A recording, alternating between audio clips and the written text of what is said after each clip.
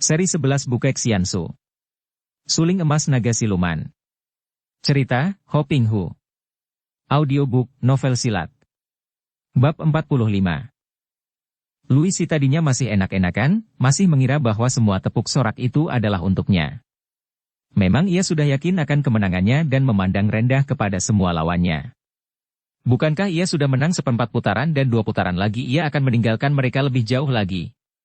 Akan tetapi ketika ia iseng-iseng menoleh ke arah panggung dan melihat betapa rombongan Tio Ticu juga bersorak-sorak, bahkan Tio Ticu sendiri yang gendut itu bangkit berdiri dan berjingkrak-jingkrak, ia terkejut dan heran sekali.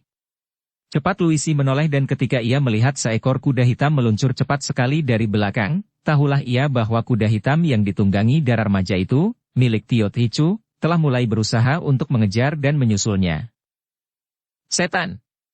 Ia memaki dan kalau tadinya ia enak-enakan jongkok di atas punggung kudanya, kini ia turun lagi dan duduk di atas punggung, lalu membedal kudanya agar berlari lebih cepat lagi. Kuda hitam tunggangannya itu bukan lain adalah kuda hitam milik suami istri dari Pulau Es itu, dan memiliki ketangkasan yang seimbang dengan Hek Leong Ma. Maka begitu dibedal, kuda ini meringkik dan meluncur ke depan lebih cepat lagi. Terjadilah kejar-mengejar antara 2 ekor kuda hitam ini. Kejar-mengejar dalam putaran yang kedua dan ketika menghadapi rintangan, mereka berlompatan dengan amat cekatan. Karena kuda hitam Luisi dibedal sekuatnya, maka kembali Hek Leong Ma tidak dapat menyusulnya dan jarak di antara mereka masih cukup jauh, sungguh pun Hek Leong Ma juga sudah jauh sekali meninggalkan para lawan yang lain. Dan ketika putaran kedua habis, jarak antara mereka masih ada sedikitnya 50 meter.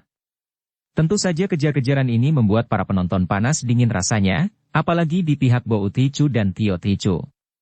Mereka semua dari kedua rombongan ini, sudah bangkit berdiri dan tidak ada yang tidak menggerakkan kaki tangan dan mulut mereka untuk memberi dorongan semangat.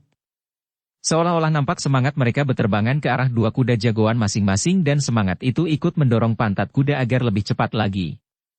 Tinggal 1 putaran lagi dan disinilah letak keuntungan Cisian. Kuda hitam yang ditunggangi Luisi telah lebih dulu diperas tenaganya, dipaksa berlari sekencangnya dan pada putaran terakhir ini, nampak betapa kuda itu menjadi lemah. Mulutnya mulai berbuih dan hidungnya mendengus-dengus, tanda bahwa kuda itu mulai kelelahan. Tidak demikian dengan Hek Leong Ma yang kelihatan semakin gembira untuk mengejar kuda di depan itu. Lomba itu kini seolah-olah hanya dilakukan oleh 2 ekor kuda hitam itu. Yang lain-lain sudah tidak masuk hitungan lagi. Bahkan para Ticu yang memiliki kuda lain itu sama sekali tidak lagi memperhatikan kuda mereka sendiri yang jauh tertinggal di belakang, melainkan menunjukkan perhatian mereka kepada 2 ekor kuda yang berlari secepat terbang itu. Dan para petarung mulai berteriak-teriak untuk menambah taruhan mereka. Kini, lambat namun jelas sekali, Hek Leong Ma mulai dapat mengurangi jaraknya dari kuda hitam di depan. Dan Luisi yang sejak tadi sering menoleh ke belakang, melihat pula akan hal ini.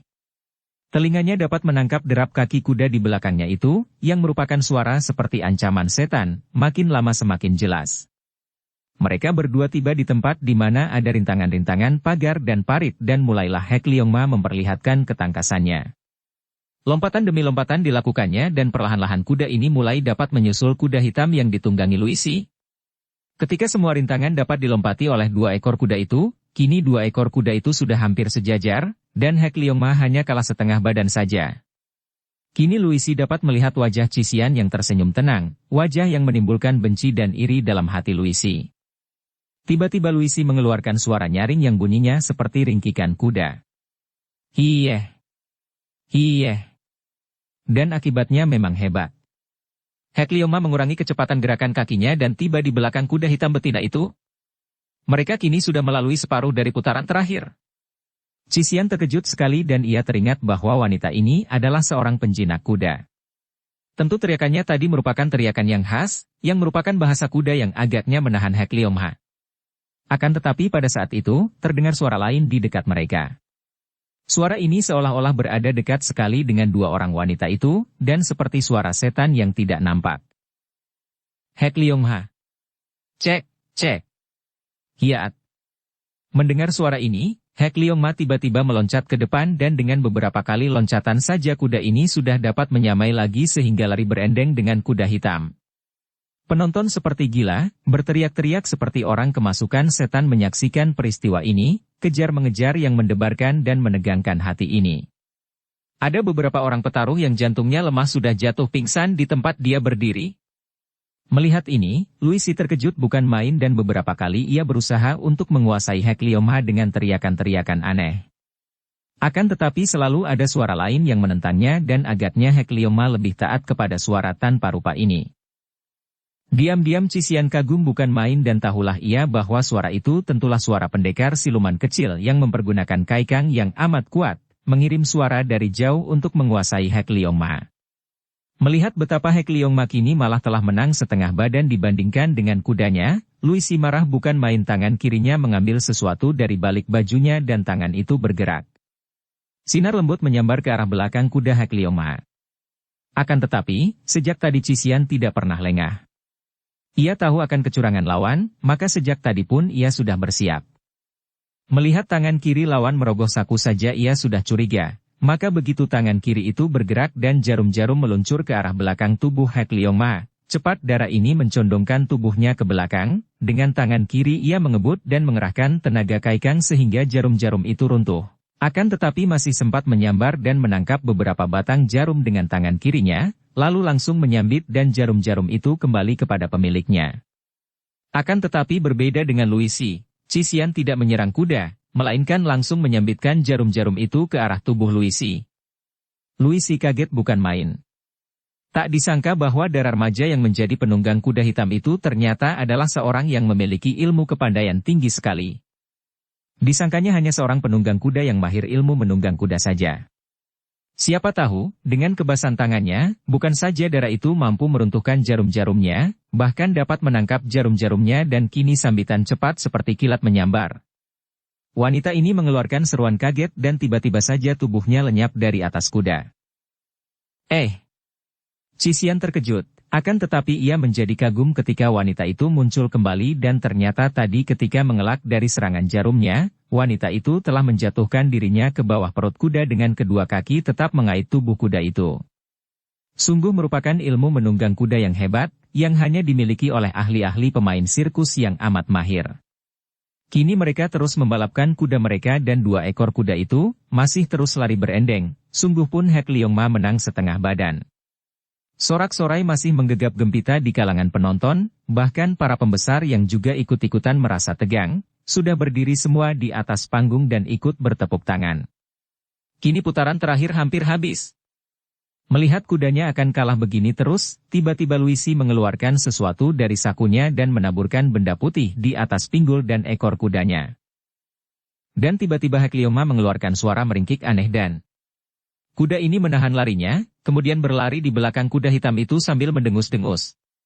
Cisian menjadi terkejut dan juga bingung. Ia tidak tahu apa yang telah terjadi. Ia tidak tahu bahwa Luisi yang ahli itu telah menaburkan obat yang membuat kuda-kuda jantan seolah-olah menganggap kuda betina itu sedang dalam waktu birahi.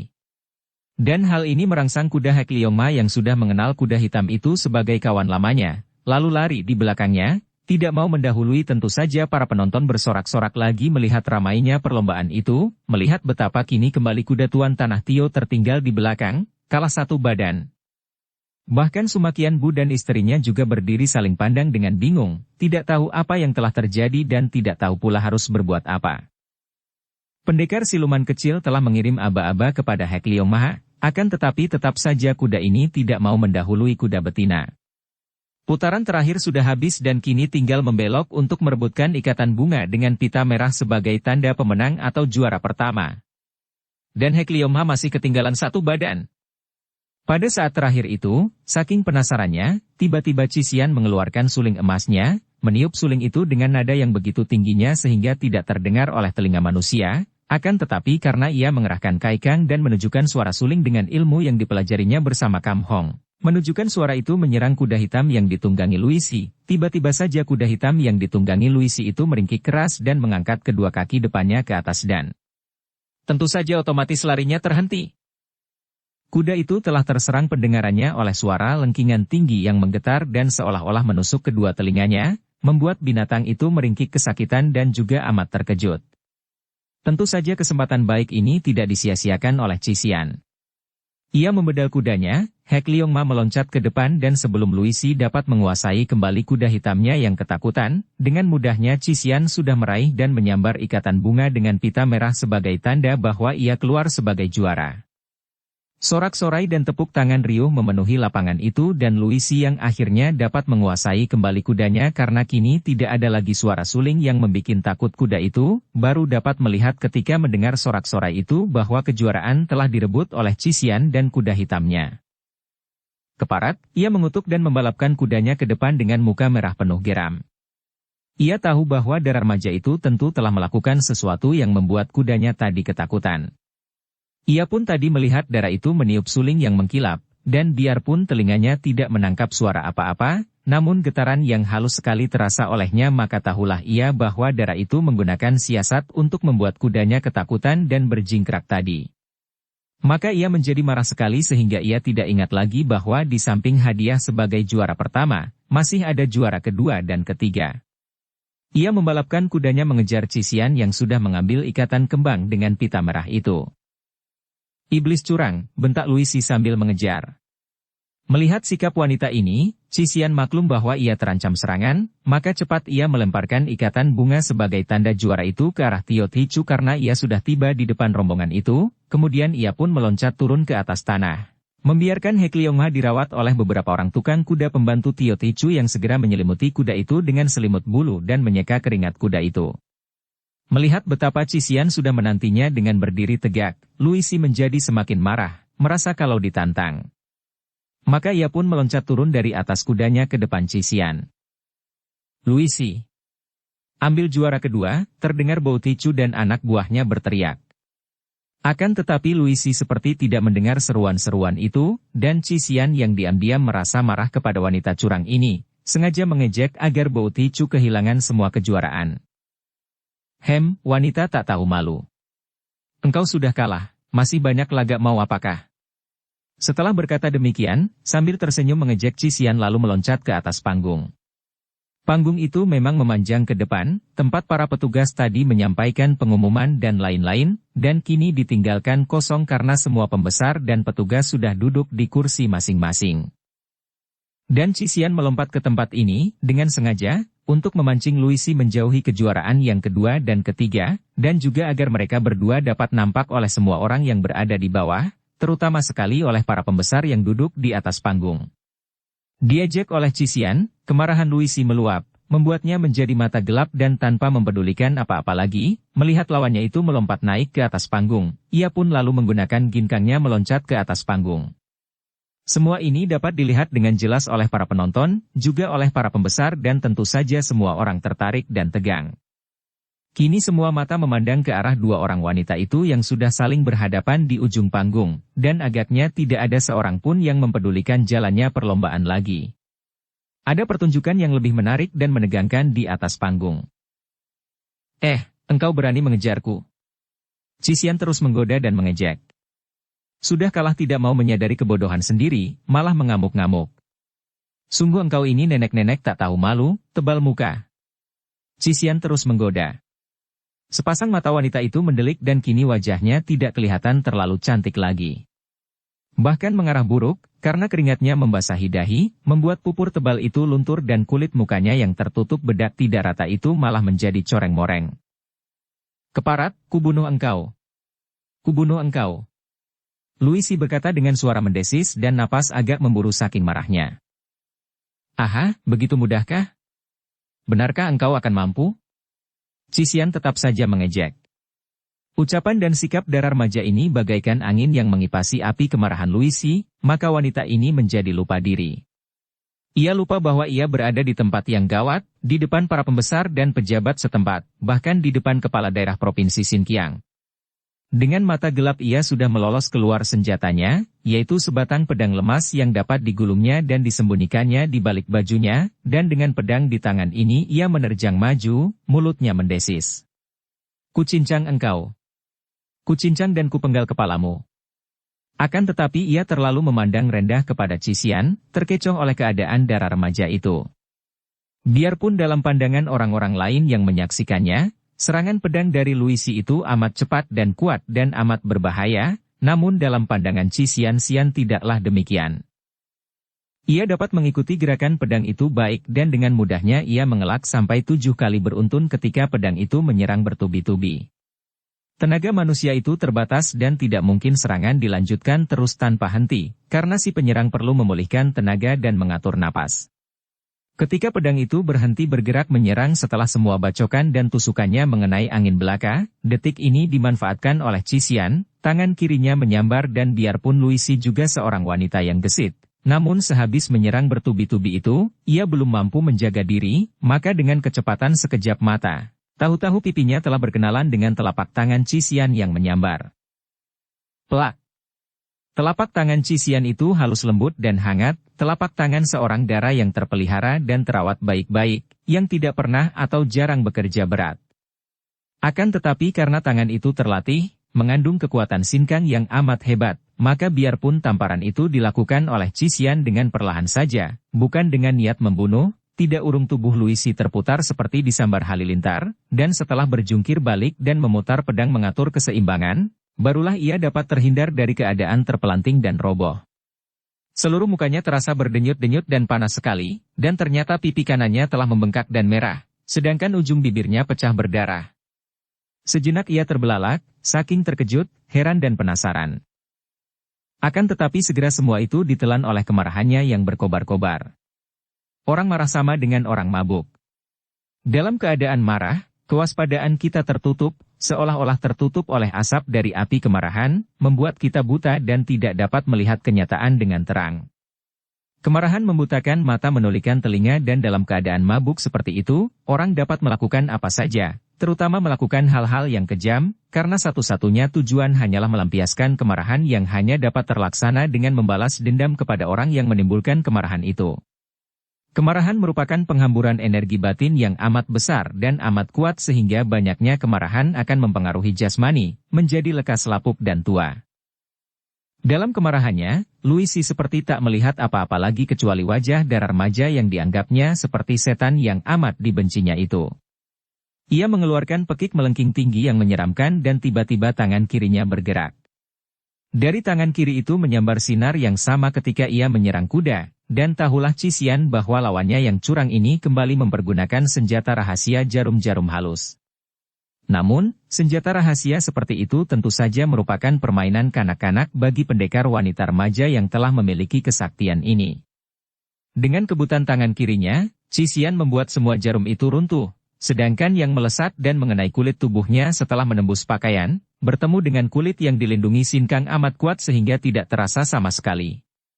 Qi Xian mencabuti 4-5 batang jarum yang menancap di pakaiannya, dan membuangnya ke atas lantai seperti membuang kutu busuk. Luisi terbelalak. Kalau saja tidak dimabokkan oleh kemarahan yang berkobar, semua kenyataan ini saja tentu sudah menyadarkannya bahwa dara remaja itu bukan lawannya, terlalu tangguh baginya. Namun, ia sudah mabok dan ia sudah menubruk lagi dengan pedangnya, menyerang dengan tusukan kilat ke arah dada Qi Xian. Kini Qi Xian tidak mau memberi hati lagi. Ia miringkan tubuh, tangan kirinya mengikuti gerakan lawan menusuk dengan jari tangan ke arah lambung. Tusukan ini amat cepat dan berbahaya, mengeluarkan angin bersuit mengejutkan Luisi yang cepat menarik pedang dan hendak membacok tangan yang menusuk itu. Akan tetapi tiba-tiba saja tangan Qi Xian menyambar dan tanpa dapat dihindarkan lagi, untuk kedua kalinya pipi Luisi ditampar. Sekali ini pipi kiri. Plak! Tamparan yang keras sekali, membuat tubuh itu terputar dan terpelanting, dan ketika Luisi mampu bergulingan untuk mematahkan kejatuhan tubuhnya dan ia melompat bangun, pipi kirinya bengkak lebih besar daripada pipi kanannya dan ujung mulut kirinya juga berdarah. Mukanya menjadi buruk sekali setelah kedua pipinya bengkak itu, bahkan bengkak-bengkak itu sampai membuat kedua matanya nampak sipit dan lucu, dan hidungnya terjepit antara dua bukit membengkak dari kedua pipinya. Anak setan! Ia memaki dan menerjang lagi. Qi Xian memapaki dengan tendangan akhirnya Luisi terjengkang. Akan tetapi kembali wanita itu bangkit dan menyerang kembali Qi Xian menendang dan sekali ini ia mengerahkan lebih banyak tenaga. Des! Tubuh Luisi terlempar dan terguling-guling sampai ke depan kursi kepala daerah yang sudah menjadi marah sekali. Semua orang melihat betapa Luisi yang mulai lebih dulu berkelahi itu. Luisi yang melakukan penyerangan-penyerangan sedangkan Qi Xian hanya melindungi diri saja. Maka kepala daerah itu lalu membentak. Tangkap perempuan pengacau ini. Luisi bukanlah wanita sembarangan. Ialah yang menghubungkan Bo Tichu dengan para pemberontak Mongol. Kini melihat bahwa dirinya hendak ditangkap, kemarahannya yang sudah meluap itu membuat ia meloncat berdiri dan hendak menyerang pembesar itu. Akan tetapi tiba-tiba dua bayangan berkelebat dan tahu-tahu Suma Qianbu dan Teng Xiangin telah berdiri di depannya. Luisi mengenal suami istri yang menjadi pemilik kuda yang dicurinya. Akan tetapi ia tidak mengenal mereka ini siapa dan belum tahu bahwa pemilik kuda itu adalah sepasang suami istri yang kepandaiannya malah lebih tinggi daripada kepandaian gurunya sekalipun. Maka ia tidak takut. Maling kuda, engkau menyerahlah. Qianbu berkata. Mampuslah, kata Luisi dan ia pun menubruk dengan tusukan pedangnya. Tak. Pedang itu dengan tepat mengenai dada pendekar berambut putih itu, akan tetapi pedang itu melengkung. Pedang lemas, akan tetapi kalau dipergunakan oleh Luisi dengan pengerahan sinkang, pedang itu dapat menjadi keras atau lemas. Kini, ia menggunakan tenaga keras dan ternyata ketika mengenai dada orang, pedangnya melengkung seperti sebatang daun saja. Dan tahu-tahu pedangnya itu telah dijepit oleh dua jari tangan pria itu, Luisi mengerahkan tenaga untuk mencabut pedangnya terlepas dari jepitan ibu jari dan telunjuk tangan kiri pendekar itu, namun hasilnya sia-sia belaka. Pedangnya itu seolah-olah sudah berakar pada kedua jari itu. Bukan main kagetnya hati Luisi. Baru sekarang ia tahu bahwa pemilik kuda yang memiliki wajah tampan gagah namun amat menyeramkan ini kiranya memiliki kepandaian lebih hebat lagi. Qianbu mengerahkan tenaga pada jari-jari tangannya, membuat gerakan menekuk dan memuntir. Krek! Pedang itu patah menjadi dua. Pucatlah wajah Luisi. Pedangnya itu adalah sebuah pedang pusaka yang terbuat dari baja pilihan, yang mampu membabat putus besi dan baja biasa. Akan tetapi kini pedang itu patah oleh tekukan dua jari tangan orang ini. Tubuhnya mulai gemetaran karena tahulah ia bahwa ia berhadapan dengan seorang sakti. Maling busuk, sebaiknya engkau menyerah, kata lagi Suma Qianbu. Aku tidak mencuri apa-apa. Dalam gugupnya Luisi mencoba untuk membela diri. Bagus. Sudah mencuri membohong pula. Xiangin mencibir. Sungguh pengecut tak tahu malu. Kuda hitam betina itu adalah kuda kami yang kau curi dari kami, menggunakan kepandaianmu menjinakkan kuda. Dan engkau masih berani menyangkal? Tiba-tiba dari samping terdengar suara orang, suara yang berat dan berwibawa. Harap jangan ada fitnah-fitnah yang tidak sehat di sini. Kuda hitam itu adalah milik kami, dan kami menerimanya dari Luisi dengan syah. Kuda itu sejak dahulu adalah milik Luisi, bagaimana kini tiba-tiba ada orang menuduhnya mencuri? Suara ini adalah suara Bo Tichu yang sudah tiba di tempat itu bersama beberapa orang pengawal pribadinya. Tuan tanah yang bertubuh tinggi besar ini naik ke panggung dan setelah memberi hormat kepada para pembesar, terutama kepala daerah yang dikenalnya dengan baik, lalu mengeluarkan teguran itu kepada Suma Qianbu dan Teng Xiangin. Mendengar teguran tuan tanah yang tinggi besar itu, Qianbu berkata, Bo Tichu, mungkin engkau sendiri juga tertipu oleh wanita ini. Akan tetapi kuda hitam itu benar milik kami. Kuda kami adalah sepasang, dan yang betina hilang dalam perjalanan kami, dan ternyata dicuri oleh wanita ini. Bohong. Luisi berkata dengan suara teriakan, sikapnya sudah pulih karena ia dibela oleh Bo Tichu. Kini ia kelihatan marah dan penasaran. Kuda itu sejak kecil ku kenal dan ku pelihara, bagaimana tiba-tiba ada orang mengakuinya? Tak izin, kami mohon keadilan. Bo Tichu berkata kepada kepala daerah Provinsi Xinjiang yang langsung menghadapi pertikaian ini. Kepala daerah itu tersenyum dan memandang kepada Suma Qianbu. Kalau ada dua pihak mengakui seekor kuda sebagai miliknya, maka jalan satu-satunya hanyalah agar kedua pihak memperlihatkan bukti akan kebenaran pengakuan masing-masing. Kalau ada bukti, barulah benar bahwa dia pemiliknya. Bo Tichu tersenyum. Biarpun dia tadi kecewa karena kekalahan Luisi, bahkan kejuaraan kedua dan ketiga telah direnggut peserta lain, namun kini agaknya terbuka kesempatan baginya untuk menjatuhkan nama Tio Tichu atau setidaknya orangnya tuan tanah lawan itu, di hadapan semua pembesar dan semua penonton. Biarpun dia kalah bertaruh, kekalahannya yang amat besar, baik dalam hal tanah yang luas maupun jumlah uang yang amat banyak, namun dia akan menang muka. Nah, pihak kami telah dapat membuktikan, lalu apakah bukti pihak lain yang mengaku-aku kuda hitam itu sebagai kudanya? Ucapan ini jelas ditujukan kepada pihak Tio Ticu yang juga sudah naik ke atas panggung itu, dan Tio Ticu tentu saja hanya dapat menoleh kepada Suma Qianbu dan menyerahkan jawabannya kepada pendekar ini. Suma Qianbu bersikap tenang saja, dan mengangguk-angguk. Memang adil sekali, pemiliknya yang asli harus dapat menunjukkan bahwa kuda itu taat kepadanya, dan itu dapat menjadi bukti. Nah, untuk membuktikan itu, aku akan menyuruh kuda itu melemparkan siapapun juga yang berani menungganginya, kata pendekar itu dengan tenang. Baik, aku akan menungganginya. Tiba-tiba Luisi berseru dengan cepat dan wajahnya berseri-seri. Di dalam hidupnya, selama ini Luisi tak pernah terpisah dari kuda yang menjadi kegemarannya, juga memang keahliannya adalah menunggang kuda. Selain itu, ia merasa yakin bahwa ia telah benar-benar menguasai kuda hitam itu yang tentu takkan pernah mau membangkang terhadap perintahnya. Maka ia menerima tantangan ini. Biarlah masing-masing pihak membuktikan bahwa ia pemilik sejati. Siapa yang mampu menungganginya selama terbakarnya sebatang hio maka dialah pemiliknya. Itu sudah adil. Siang In berseru pula. Kepala daerah itu merasa gembira dan minta kepada para pembantunya membuat pengumuman di ujung panggung itu akan adanya pertunjukan yang cukup menarik ini, untuk membuktikan siapa pemilik asli dari kuda hitam itu. Seorang petugas dengan suaranya yang nyaring segera membuat pengumuman dan para penonton menjadi gembira sekali karena setelah perlombaan yang cukup menarik dan ramai itu, kini terdapat lagi sebuah pertunjukan yang akan cukup menegangkan. Dan kembali ramailah orang saling bertaruh, yaitu bertaruh untuk siapa yang akan keluar sebagai pemenang. Dan seperti juga tadi, kini banyak yang berani menjago Luisi, setelah mereka tadi melihat ketangkasan wanita ini dalam menunggangi kudanya.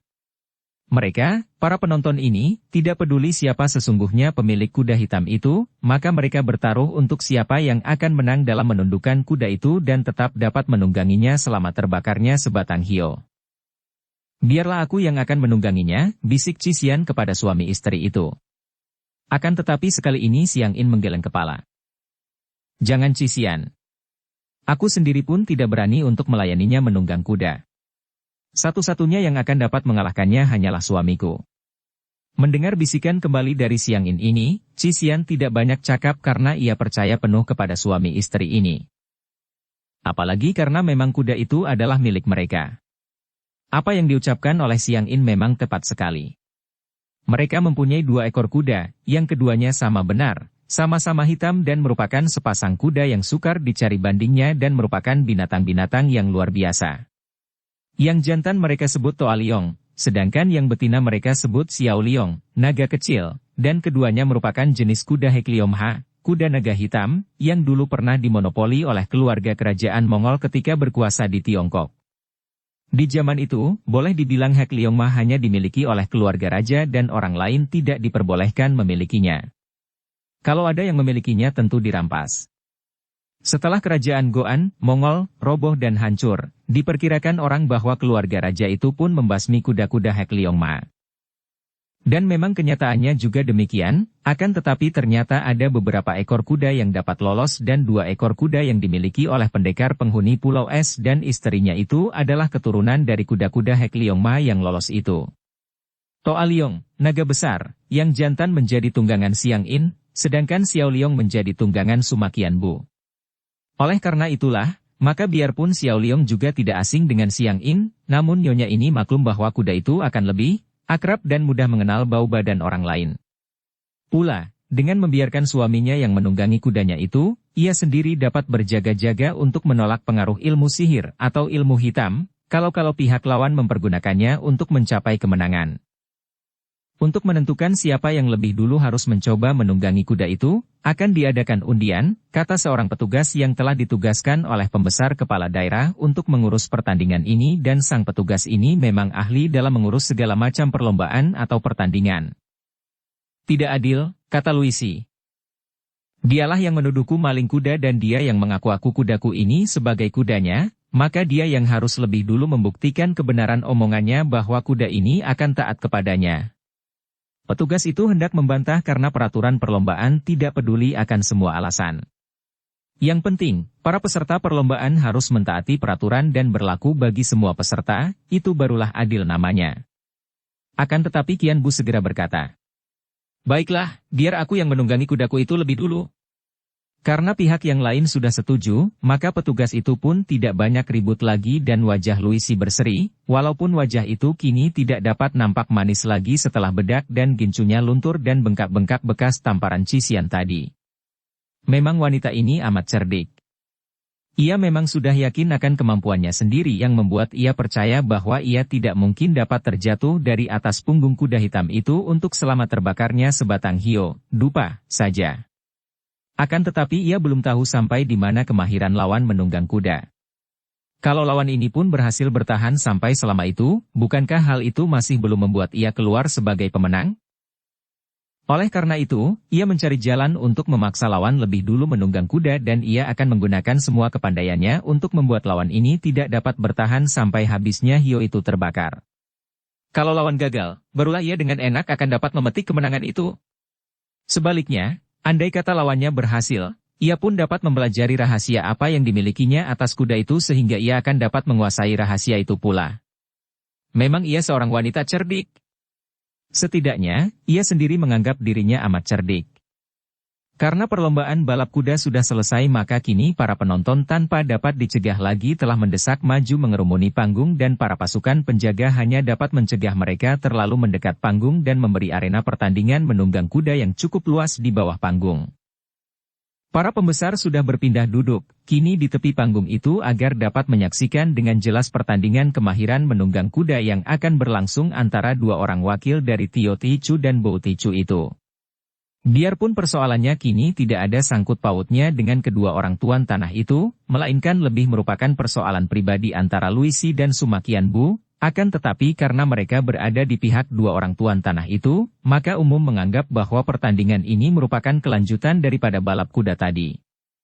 Untuk memberi kesempatan kedua orang itu memperlihatkan bukti bahwa seorang di antara mereka adalah pemilik kuda yang sah, maka ketika yang seorang menunggang kuda, pihak lain diperbolehkan memberi aba-aba kepada kuda itu, akan tetapi harus dengan duduk di pinggiran dan tidak boleh mendekati kuda untuk mengganggunya dengan gerakan. Aba-aba saja sudah merupakan bukti cukup, kepada orang mana yang kuda itu akan lebih taat. Seorang petugas yang ahli tentang kuda, telah memeriksa kuda hitam itu dan tidak menemukan sesuatu yang mencurigakan, yang mengkhawatirkan dipasangkan kepada kuda itu.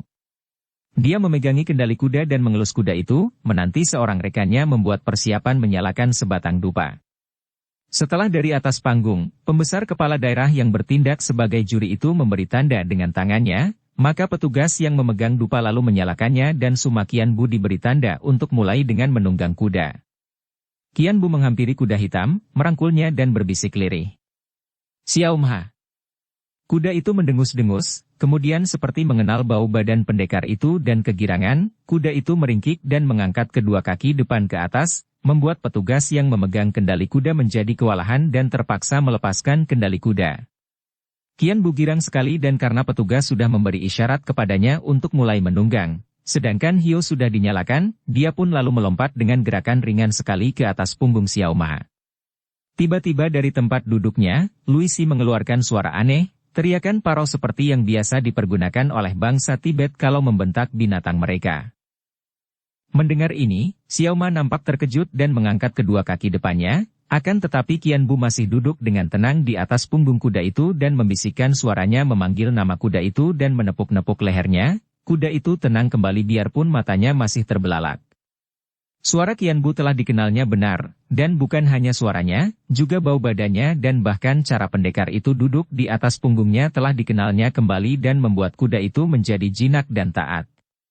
Dengan tenang Qianbu menjalankan kudanya berputaran di depan panggung itu, namun dia tidak menjadi lengah dan diam-diam dia memperhatikan kepada lawannya, yaitu Luisi yang menjadi mulai penasaran karena kuda hitam itu tidak mau mentaati perintahnya. Kembali ia mengeluarkan bentakan-bentakan aneh, yaitu perintah-perintah kepada kuda itu untuk melemparkan penunggangnya dari atas punggung. Perintah-perintah ini memang ada pengaruhnya terhadap Xiao Ma, bahkan sebuah perintah membuat kuda itu sempat bertekuk lutut kedua kaki ke depannya dan membuat kuda itu mendekam. Akan tetapi, pendekar siluman kecil itu masih saja enak-enak duduk di atas punggungnya, dan dengan suara halus Qianbu memerintahkan kudanya bangkit kembali dan Xiao Ma juga menurut. Bertubi-tubi Luisi membentakkan perintahnya dan mengeluarkan semua keahliannya untuk menjinakkan dan menaklukkan kuda itu, namun selalu kuda itu menjadi tenang kembali setelah mendengar suara Qian Bu. Sementara itu, dupa yang dinyalakan terus menyala dan sudah hampir habis, tanda bahwa 10 menit sudah hampir dilewati. Luisi menjadi semakin penasaran dan tiba-tiba saja ia mengeluarkan suara mendesis-desis seperti datangnya ratusan ekor ular. Mendengar suara ini, Xiao Ma menjadi terkejut sekali, mengangkat kedua kaki depan ke atas dan meringkik-ringkik, matanya liar terbelalak dan nampaknya ketakutan sekali. Akan tetapi kuda itu tidak mampu membuat Qian Bu terlempar dari punggungnya. Pendekar itu lalu merangkul leher kuda, mendekatkan mulutnya ke telinga kuda itu dan berbisik-bisik dan membujuk-bujuk dengan lemah lembut. Akhirnya, perlahan-lahan Xiao Ma menjadi tenang kembali dan menurunkan lagi kedua kaki ke depan, walaupun binatang itu masih nampak takut-takut dan tubuhnya masih gemetar. Sementara itu, Hio sudah terbakar habis dan petugas memberi tanda. Qian Bu tersenyum dan di bawah tepuk sorak mereka yang menjagai pihak Tio Tichu, dia pun meloncat turun dari atas kudanya. Kini tibalah giliran Luisi untuk memperlihatkan kemahirannya berkuda, dan terutama untuk memperlihatkan sebagai bukti bahwa kuda itu akan taat kepadanya dan ia akan mampu bertahan di atas punggungnya selama terbakarnya Hio. Dengan penuh keyakinan akan kemampuannya sendiri, wanita ini pun menghampiri kuda itu. Dengan lagak yang genit ia merangkul leher kuda lalu mencium muka kuda itu. Akan tetapi ketika wanita itu meloncat ke atas punggung kuda, pandang mata yang tajam dari Qian Bu dan yang selalu waspada itu telah dapat melihat betapa wanita itu mengeluarkan sebuah benda dari dalam saku baju dalamnya. Dia tidak tahu benda apakah itu, akan tetapi dapat menduga bahwa tentu wanita itu akan menggunakan kecurangan dan dia menduga bahwa benda itu tentu semacam alat atau obat untuk membuat Xiao Ma menjadi penurut dan seperti lumpuh sehingga akan kehilangan semangat dan mau saja diperlakukan apapun oleh wanita itu. Inilah agaknya yang membuat kuda itu dahulu dengan mudah dapat dicurinya. Memang dugaan Qin Bu itu benar, Luisi sudah melihat tadi betapa pria berambut panjang putih itu memiliki kepandaian hebat dan juga benar-benar memiliki pengaruh yang besar terhadap kuda hitam itu. Agaknya, dalam soal mempengaruhi kuda itu, ia akan kalah. Tadi pun ia tidak berhasil membuat kuda itu mengamuk dan menjatuhkan penunggangnya. Biarpun ia percaya akan keterampilannya sendiri dalam hal menunggang kuda, akan tetapi tidak dapat dibayangkan apa yang akan terjadi melihat betapa kuda itu begitu taat kepada pemiliknya. Untuk mencegah terjadinya kemungkinan yang akan membuat ia kalah, maka ia telah mengeluarkan akar pembius kuda. Dengan akar ini, ia akan dapat menundukkan kuda hitam dan membuatnya terbius sehingga tidak mempunyai semangat dan kemauan lagi. Caranya, selain membiarkan kuda itu mencium akar itu, juga menotok beberapa jalan darah di belakang telinga dan menusukkan jarumnya di atas kepala di antara kedua matanya. Mudah saja hal itu akan dapat dilakukannya, akan tetapi ia baru akan melakukan kalau benar-benar ia nanti tidak dapat lagi menguasai kuda itu dan terancam bahaya dipaksa turun dari punggungnya. Tiba-tiba wanita itu terkejut bukan main. Ada suara di dekat telinganya, seolah-olah ada orang bicara di dekatnya, dekat sekali dengan telinganya sehingga belar pun suara itu seperti bisikan saja, namun terdengar jelas satu-satu. Kalau engkau pergunakan benda itu terhadap Xiao Ma, sebelumnya engkau akan roboh dan binasa. Luisi terkejut bukan main dan cepat menengok ke arah Suma Qian Bu, pada saat itu ia melihat pendekar itu menggerakkan tangan kanannya dengan telunjuk menuding ke arahnya sambil terdengar pendekar itu berkata, "Jangan bermain curang." Bagi orang lain, agaknya pendekar itu hanya menuding dan memperingatkannya agar lawan tidak bermain curang. Akan tetapi bagi Luisi berbeda sekali akibatnya. Ia merasakan adanya sambaran tenaga yang amat kuat dari telunjuk pendekar itu dan tiba-tiba saja ia merasakan dekat tenggorokannya tersentuh sesuatu. Maklumlah ia bahwa kalau pendekar itu menghendaki, dari jarak jauh pendekar itu akan mampu membunuhnya. Mukanya berubah pucat dan dengan cepat ia sudah mengantongi kembali benda akar yang tadinya hendak dipergunakan untuk membius kuda hitam. Dan ia melihat pendekar itu tersenyum. Luisi menenangkan hatinya yang terguncang. Ia maklum bahwa menghadapi pendekar ini, ia harus hati-hati sekali dan tidak boleh sembrono. Kalau ia nekat menggunakan akal curang, tentu pendekar itu akan turun tangan dan agaknya akan sukarlah baginya untuk menyelamatkan diri. Akan tetapi ia masih percaya akan kemampuannya menunggang kuda. Jangankan kuda hitam itu yang sudah terbiasa dengannya, biar seekor kuda liar yang belum pernah dikenalnya sekalipun, tentu ia akan mampu menungganginya. Maka, dengan penuh kepercayaan akan kemampuannya sendiri, ia pun membalas senyuman itu, dengan senyum mengejek. Dengan lagak yang genit Luisi menjalankan kudanya berputaran di depan panggung seperti yang dilakukan oleh Qian Bu tadi. Tiba-tiba terdengar suara Qian Bu, terdengar oleh semua orang, akan tetapi dengan kaikangnya, Qian Bu dapat membuat suaranya itu langsung terdengar oleh Xiao Ma dengan jelas sekali. Ketika kuda itu masih berada padanya, memang Qian Bu mengajarnya dengan aba-aba yang biasa saja sehingga kuda itu dapat mengenal baik suara dan maksud kata-kata Qian Bu, tentu saja kata-kata tertentu yang sudah biasa didengarnya ketika kuda itu dilatih. Xiao Ma, lemparkan penunggangmu dari punggungmu. Dan reaksi yang menjadi tanggapan kuda itu memang seketika. Binatang itu meringkik dan mula-mula ia mengangkat kedua kaki depan ke atas, kemudian berloncatan ke kanan kiri sambil menggoyang-goyang tubuhnya. Dan para penonton bersorak-sorak karena melihat pemandangan yang mendebarkan. Kuda itu membuat segala macam gerakan aneh dan kuat untuk melemparkan penunggangnya dari atas punggung. Mula-mula Luisi berusaha menenangkan kuda itu dengan belayan-belayan tangan pada leher, dengan bisikan-bisikan, dengan bentakan-bentakan dan dengan tendangan-tendangan kakinya pada perut dan tubuh kuda. Namun, segera ia memperoleh kenyataan bahwa kuda itu sama sekali tidak mau mentaati semua perintah lawannya yang menyuruh binatang itu melemparkannya dari punggungnya. Setan hitam! Bagaimanapun engkau takkan mungkin dapat melemparkan aku. Akhirnya ia berseru marah dan menempel di punggung kudanya seperti seekor lintah menempel di perut kerbau.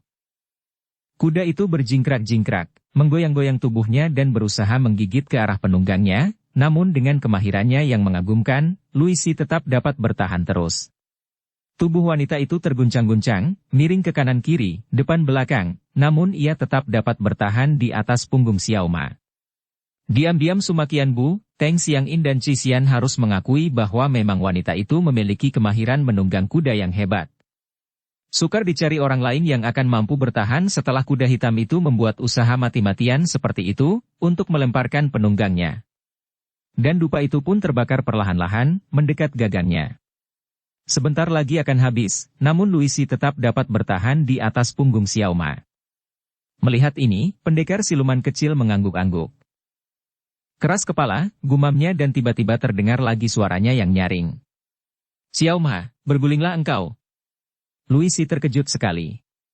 Tak disangkanya pendekar itu pernah mengajarkan Xiao Ma untuk bergulingan. Ketika kuda itu menjatuhkan diri, ia berusaha menahannya dan mengerahkan seluruh tenaganya. Namun, ia tidak dapat menahan dan ketika kuda itu akhirnya rebah miring dan hendak bergulingan, tentu saja Luisi tidak mau tubuhnya terhimpit oleh badan kuda itu. Akan remuk-remuk tulangnya kalau terjadi hal itu. Maka ia pun meloncat ke atas tanah sebelum kuda itu bergulingan dan dengan demikian ia pun kalah. Dupa itu belum habis terbakar dan ia sudah turun dari atas punggung kuda. Sorak-sorak dan tepuk tangan yang riuh menyambut kemenangan pihak Tio Ticu ini dan wajah Bo Ticu menjadi merah sekali. Habislah sudah dia. Balapan kuda kalah, dan untuk itu dia telah kalah taruhan yang amat banyak, lebih dari setengah hartanya. Dan sekarang, dalam lomba ketangkasan kuda yang sekaligus juga menentukan siapa pemilik kuda dan siapa pencurinya, dia pun kalah. Hal ini berarti bahwa namanya akan tercemar sebagai orang yang memelihara pencuri kuda. Kekecewaan demi kekecewaan membuat dia menjadi marah sekali dan diam-diam dia telah mempersiapkan para tukang pukulnya yang berkepandaian tinggi. Orang asing ini menggunakan ilmu siluman. Dia orang asing yang datang untuk mengacau di Sinkang. Bunuh dia, teriaknya dan lebih dari 20 orang tukang pukulnya dengan senjata di tangan sudah menerjang kepada Suma Qian Bu. Akan tetapi pada saat itu, Qi Xian dan Teng Xiangin sudah berloncatan, demikian pula Suma Qian Bu sendiri sudah menyambut serangan orang-orang itu dengan tangkas sekali. Semua penonton yang tadinya menjadi panik dan ketakutan, kini berdiri melongo dan kagum sekali melihat betapa pendekar dan dua orang wanita cantik itu dengan mudahnya merobohkan semua pengeroyok. Bagaikan 3 ekor naga sakti mengamuk, mereka itu bergerak ke sana-sini di antara kilatan senjata para pengeroyok dan kemanapun 3 orang ini bergerak menyambar, tentu ada seorang pengeroyok yang roboh. Dalam waktu singkat saja, lebih dari 20 orang itu roboh semua. Luisi yang tadinya juga ikut mengeroyok, hendak melarikan diri, demikian pun Bo Ticu. Akan tetapi Xiangin sudah meloncat dengan cepat menghadang Luisi. Engkau ini hanya tikus busuk, biasanya hanya merayap lari, sekarang hendak merayap kemanakah? Terjadilah keanehan yang luar biasa. Luisi sejenak terbelalak, kemudian wanita ini pun lalu menurunkan kedua lengannya dan merangkak-rangkak dan hendak melarikan diri dengan merangkak seperti seekor tikus besar. Tentu saja semua orang terheran-heran melihat ini, bahkan ada yang tertawa geli. Di lain saat, Xiang In yang tadinya menguasai wanita itu dengan kekuatan sihir, sudah menotok pundaknya, membuat Luisi roboh dan tak mampu bergerak lagi. Sementara itu, Bo Ticu juga dihadang oleh Suma Qianbu. Tuan tanah yang tinggi besar itu ternyata bukanlah orang lemah. Melihat bahwa segala usahanya gagal, dia menjadi nekat. Sambil berteriak memberi aba-aba kepada semua orangnya untuk menyerang, dia sudah menyerang Qianbu. Akan tetapi, sekali tangkis dan sekali totok saja Qianbu membuatnya terjungkal dan ketika anak buah tuan tanah ini hendak bergerak maju, tiba-tiba pasukan pemerintah sudah bergerak dan mengepung mereka. Pembesar kepala daerah yang sudah berdiri di tepi panggung lalu berkata dengan suara nyaring, dan karena keadaan amat menegangkan sedangkan baru sekarang kepala daerah mengeluarkan suara, maka suaranya terdengar dengan jelas dan menjadi perhatian semua orang. Bersambung ke bab 46. Dukung kami dengan subscribe, follow, like, komen dan share. Terima kasih.